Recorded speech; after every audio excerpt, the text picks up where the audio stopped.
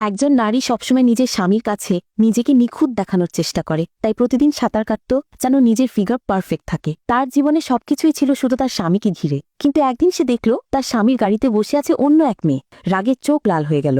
সে সঙ্গে সঙ্গে গাড়ির দরজা খুলল, কিন্তু মেয়েটি বেহায়ের মতো গাড়ি থেকে নামতে চাইল না, বরং নিরীহ সাজিয়ে সে স্ত্রীকে উস্কাতে লাগলো। নারীও চুপ রইল না। গাড়িতে বসার পর থেকে সে মেয়েটিকে আরো বিরক্তিকর মনে হতে লাগলো। তার ভান করা নিষ্পাপ মুখ দেখে রেগে স্ত্রী গাড়ি থেকে নেমে গেল।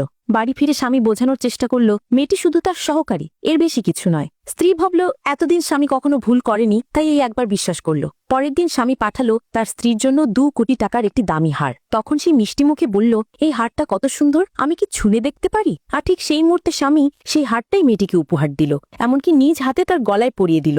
এই দৃশ্যটি অফিসের সেক্রেটারি চুপি চুপি ছবি তুলে পাঠালো স্ত্রীর ফোনে। স্ত্রীর রাগ চরমে পৌঁছালো। সে ঠিক করলো অফিসের সব নারী কর্মীকে 20 লক্ষ টাকার হীরের হার উপহার দেবে, তবে সেই মেয়েটিকে নয়। পরের দিন সবাই উপহার পেল, শুধু সেই সহকারী বাদে। সবাইকে বলা হলো সোশ্যাল মিডিয়ায় পোস্ট করে ম্যাডামকে ধন্যবাদ জানাতে।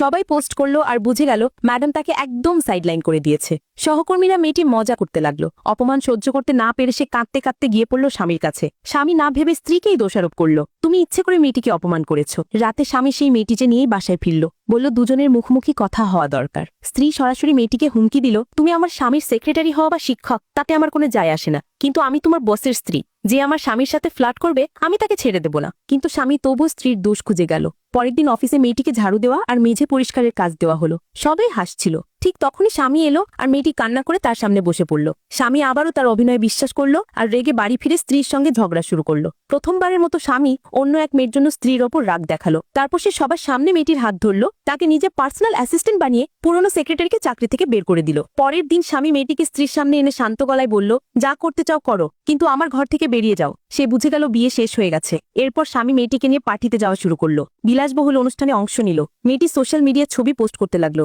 সব দেখে স্ত্রী সিদ্ধান্ত নিল এখন ডিভোর্সই একমাত্র উপায়। সে সেক্রেটারিকে ফোন করে বলল, প্রপার্টি ভাগের কাগজ তৈরি করো, আমি ডিভোর্স ফাইল করব। ঠিক তখন স্বামী ফোন এলো, মায়ের জন্মদিন, তোমাকে যেতেই হবে। স্ত্রী রাজি হলো, কিন্তু বাড়ির সব জিনিস এমনকি ছবিগুলোও কাজের লোককে দিয়ে সরিয়ে ফেললো। যখন স্বামী এলো, গাড়ির পেছনের সিটে বসা সেই একই মেয়েটি বলল, আমরা আপনার জন্য সামনের সিটটা ফাঁকা রেখেছি। পার্টিতে গিয়ে স্বামী স্ত্রীর হাত ধরল না, বরং মেয়েটির হাত ধরে সবার সামনে চলে গেল। শাশুড়ি সব দেখলো আর পরে বৌমাকে জিজ্ঞেস করলো, কি হচ্ছে? স্ত্রী সব খুলে বলল, আপনার ছেলে তার সেক্রেটারির জন্য আমাকে অপমান করে, সবার সামনে ভালোবাসার অভিনয় করে। তারপর সে স্বামীকে বলল, চলো ডিভোর্স করি। স্বামী হতবাক হয়ে গেল। স্ত্রী বলল, তুমি শুধু এই মেয়ের জন্য আমার সাথে বোকামি করছো? আমার কাছে ইতিমধ্যেই ডিভোর্সের কাগজ প্রস্তুত আছে। স্বামী বোঝানোর চেষ্টা করলো, ওর সাথে আমার তেমন ঘনিষ্ঠ সম্পর্ক নেই। কিন্তু স্ত্রী বলল, তুমি পাগল হয়ে গেছো? 2 কোটি টাকার হার তাকে দিয়েছো, পার্টিতে নিয়ে গেছো, এমনকি তোমার মায়ের জন্মদিনে তাকে এনেছো, এগুলো কি যথেষ্ট?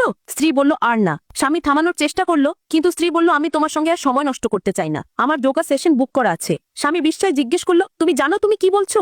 তখন স্ত্রী বলল, সেই মেয়েটি গর্ভ